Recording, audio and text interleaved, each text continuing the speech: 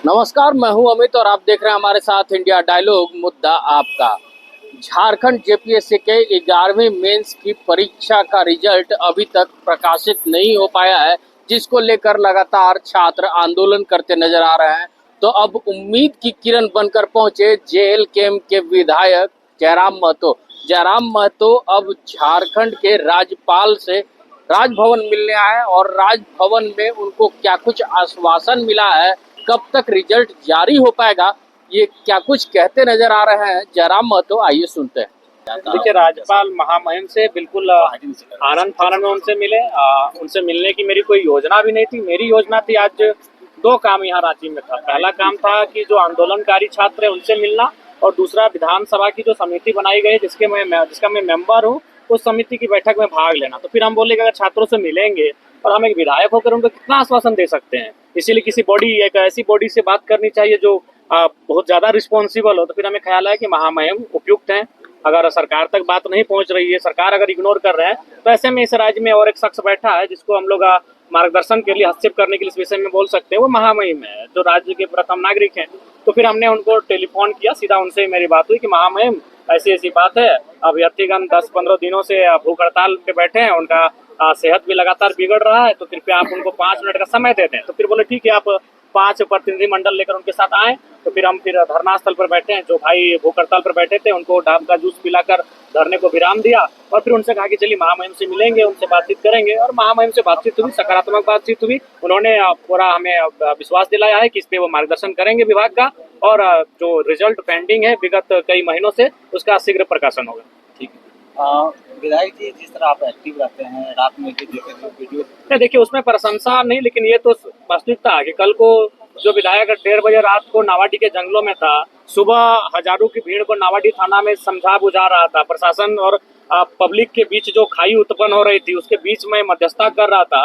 और आज मैं रांची पहुंचता हूं, जेपीएससी के जो अभ्यर्थी उनसे भी मिलता हूं, विधानसभा की जो मेरी समिति उसमें बैठक में भाग लेता हूं, महामहिम से भी मिलता हूं। तो ये तो है भाई कि मेरी जो क्षमता है उस क्षमता के अकॉर्डिंग मैं काम कर रहा हूँ, पूरी ऊर्जा और पूरी तल्लीनता के साथ मैं काम कर रहा हूँ। लेकिन बाकी लोग भी अगर थोड़ा सा कोऑपरेट कर रहे हैं, बाकी विधायक की नींद सो रहे हैं। बिल्कुल प्रशासन चैन की नींद सो रहे हैं।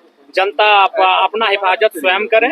अगर प्रशासन को आपके जीवन से पे इंटरेस्ट नहीं है, अगर आप कोई बाहुबली सक्षम व्यक्ति नहीं है, तो आप अपनी जान माल की हिफाजत स्वयं करें। प्रशासन को कोई इंटरेस्ट नहीं है। क्या लग रहा है, सिर्फ लूट खसोट की देखिए, जब तक ट्रांसफर पोस्टिंग पे पैसा लिया जाएगा तब तक प्रशासन जनहित को कार्य को छोड़कर अपना जो पैसा वो लगाए हैं उसको वसूली करने में समय देंगे। ये कड़वी सच्चाई। आज एक खबर पलामू के रेला सामने आई कि डीएसपी बालू गाड़ी पकड़कर रेला थाना गए, लेकिन थानेदार ने रात में गेट नहीं खोला और डाइक फोन उठाया डीएसपी साहब का। अब बताइए, अपने विभाग ये लोगों का नहीं सुन रहे। चलिए, एमपी एमएलए का अलग डिपार्ट है, वो कार्यपालिका ये विधायिका है, इनको एक्शन बने, अपना एक्सक्यूज दे सकते हैं कि हम रात को अवेलेबल नहीं थे, हम सो गए थे, कहीं और चले गए थे, तबीयत खराब था, कुछ हो। लेकिन अपना कम से कम विभाग ये लोगों का नहीं तो आश्चर्यजनक है। तो इससे ही स्पष्ट झलक रहा है कि भाई क्या मानसिकता है राज्य के पदाधिकारियों की, राज्य के पुलिस कर्मियों की। बड़ा दुर्भाग्यपूर्ण है अगर ऐसा रवैया रहेगा। उसके बाद देखिए, बोकारो एसपी महोदय का बयान, आप भी अगर उसमें अगर समीक्षा करेंगे उनके बयान की, तो बड़ा बेतुका लगेगा। वो क्या कह रहे हैं कि 25 नक्सलियों के आने की सूचना थी।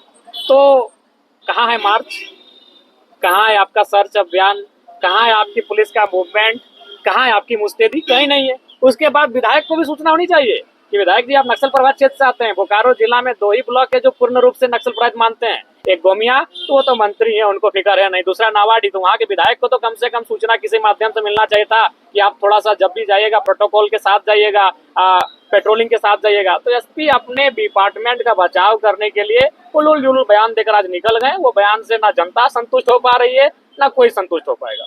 25 नक्सली घुसे हैं और आप कोई सर्च अभियान ही आपका नहीं चल रहा है। ठीक है, वो रात थी, आज 2 दिन हो गए, अभी भी तो कोई अभियान उनका नहीं देखे। अच्छा, निजी हाथों में शराब की बिक्री को लेकर निर्णय लिया गया है राज्य सरकार की ओर से। देखिए, चूंकि इतनी व्यस्तता रही है महोदय कि हम तो शराब का विषय को ध्यान में दिए नहीं। थोड़ा सा इसको देखने दीजिए, जानने दीजिए, फिर इस पे बात करेंगे। 5,000 का बालू यहाँ 45,000 में बिक रहा है, रोज खबरों में आ रहा है। जी, ये सच्चाई है। और बिल्कुल इस पर आम आदमी, मैं बार बार कहता हूं कि आम आदमी बजट को ना पढ़ता है, ना जानता है, ना समझता है। आम आदमी विधेयक को, पॉलिसी को, क्लाउज को, सेक्शन को ना जानता है, ना समझता है।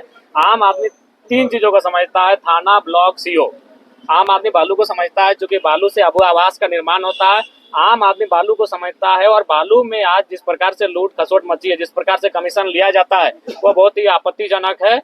और मैं बिल्कुल सरकार को चाहिए कि जो बालू जो आम व्यक्ति की जरूरत का चीज है, उस पर किसी प्रकार का जो कमीशन लेने वाले सीधे बर्खास्त हो, उन पे कार्रवाई हो, और निसंदेह बालू का जो है ढंग का सिस्टमेटिकली मैंने ग्राम में या तो ग्राम सभा को या फिर नीलामी के माध्यम से किसी संगठन को दिया जाए, ताकि सुचारू रूप से बालू की आपूर्ति इस राज्य को हो सके। कमीशन कहाँ तक जाता है, क्या लगता है आपको? देखिए, कमीशन जाता है जितना थाना पड़ता है।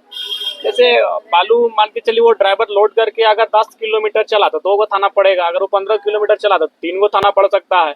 तो जितना थाना पड़ा उस थाना के अकॉर्डिंग उनका कमीशन देना पड़ता है। अगर उस थाना क्षेत्र में 2-4 बड़े अधिकारी अगर इंटरेस्ट रखें तो वो भी ले सकते हैं। बाकी थाना का ये नॉर्मल है कि बालू पे उनको देना पड़ेगा। तभी आप क्या थाने तक ही रह जाता है या ऊपर तक? देखिए, अभी तक जानकारी नहीं मिली है, अगर जानकारी मिलेगी तो आपको बताएंगे। लेकिन हमारे जो 2017-18 बैच के मैक्सिमम दरोगा जो धनबाद बोकारो से आए हैं, हमारे साथी हैं, वो बोलते हैं थोड़ा सा मजबूरी है विधायक जी, नाम नहीं बोलिएगा मीडिया उडिया में, बताते हैं। जैसे अभी क्या बोल रहे थे कि 30 लाख में उनका थाना प्रभारी बने हैं। ठीक है, तो जो 2 दिन आंदोलन के उस पर देखिए, आप युद्ध विराम है ना भैया, आखिर एक इंसान है, उसको भी तो विराम की आवश्यकता है। हम लोग तो बताइए, एक विधायक हो कि जितना आवाज को हम बुलंद कर रहे हैं, उतना बाकी 80 लोग अगर करते हैं एक साथ में, तो राज्य कहाँ से कहाँ चला जाता। बड़ा आंदोलन होगा, निसंदेह होगा, लेकिन समय के साथ होगा, जरूर होगा। धन्यवाद। जयराम जी, एक वीडियो आपने जारी किया था जहां पर एक घटना स्थल पर पहुंचे, जहां एक हत्या हो गई थी, प्रशासन बहुत देर तक वहां नहीं पहुंची, क्या थी पूरी घटना? प्रशासन नहीं पहुंचती, क्या अगर विधायक नहीं पहुंचते तो प्रशासन नहीं पहुंचती। तो हम पहुंच गए, अपनी जिद के कारण वहां पहुंच गए कि उनको अपनी लाज बचाने के लिए आना पड़ा। और प्लस हम लाइव चला दिए, अगर लाइव नहीं चलता, हम नहीं पहुंचते तो प्रशासन सुबह आती। यानी प्रशासन की संवेदना इतनी मर चुकी है कि रात 10 से 11 बजे के बीच हत्या होती है, मर्डर एकदम गोली सटा के मार दिया जाता है। और प्रशासन सुबह का इंतजार कर रही थी कि सुबह होगी तो हम जाएंगे घटनास्थल पर, और जो डेड बॉडी है उसको कब्जे में लेकर थाना आएंगे। ये तो डुमरी विधायक जयराम महतो वहाँ पहुंचे हैं कि प्रशासन बाध्य होकर वहाँ पहुंची, ये तो हम लाइव 18 मिनट चलाएं, उसको देखकर प्रशासन बाध्य होकर वहाँ पहुंचे। कहाँ की ये घटना है? ये नावाडी ब्लॉक बोकारो जिला की घटना है। और आपके में मॉब लिंचिंग की जो घटना हो रही है, देखिए, इसके लिए सरकार के साथ साथ संस्कार की भी आवश्यकता है। एक इंसान को इतना तो नहीं होना चाहिए कि दूसरे इंसान की हत्या कर दे, दूसरे इंसान को पीटने लगे, पीटते पीटते जान ले ले। इंसान को भी समझना चाहिए कि हम किस दिशा में जा रहे हैं, इस समाज को कहाँ लेके जा रहे हैं। इंसान को भी सोचना चाहिए, और सरकार को अपनी ओर से जो कानून है उनका कठोरता पूर्वक कार्रवाई होनी चाहिए। ये नावाडी वाली घटना में कितने देर बाद पुलिस पहुंची थी? देखिए, हमें लगभग 12:23 में कॉल आया था, और हम तुरंत 23वें मिनट में ही कॉल कटा और सूचना दे दिए थाना को। और हम लगभग 1 बजे के आसपास वहां पहुंचे, और हम जब 1 बजे के आसपास पहुंचे तो हम लाइव आए थे 1:17 में। और फिर जब मेरा लाइव खत्म हुआ तो फिर हम और एक वीडियो मीडिया के लिए रिकॉर्ड की है, यानी 1:17, 1:40 में। और फिर उसके बाद हमको लगता है कि 1:40 के बाद थाना प्रभारी पहुंचे थे, यानी 2-2:45 के आसपास। इस दौरान आपने कई आला अधिकारियों को, प्रशासन, हाँ, सब लोग सो गए थे। सब सुबह फोन किए और बोले सर अवेलेबल नहीं थे, ये वो अपना बहुत सारे एक्सक्यूज दिए, सब सो गए थे, प्रशासन सो रही थी। तो देखा आपने कि जयराम महतो क्या कुछ कहते नजर आ रहे थे। जेपीएससी के छात्रों का आंदोलन उन्होंने खत्म करवा दिया है और राज्यपाल से मिलकर जल्द से जल्द रिजल्ट जारी करने की मांग की है। तो ऐसे में राजभवन से उनको दोबारा भी बुलाया गया है। अगर ये परीक्षा का रिजल्ट नहीं निकल पाता है तो फिर से आप आकर हमसे मिल सकते हैं, और उसके बाद छात्र हित में क्या कुछ कदम उठाए जाते हैं ये देखने वाली बात होगी। ऐसे ही तमाम खबरों के साथ जुड़े रहने के लिए हमारे चैनल को लाइक एंड सब्सक्राइब जरूर करें। अमित कुमार, इंडिया डायलॉग, मुद्दा आपका।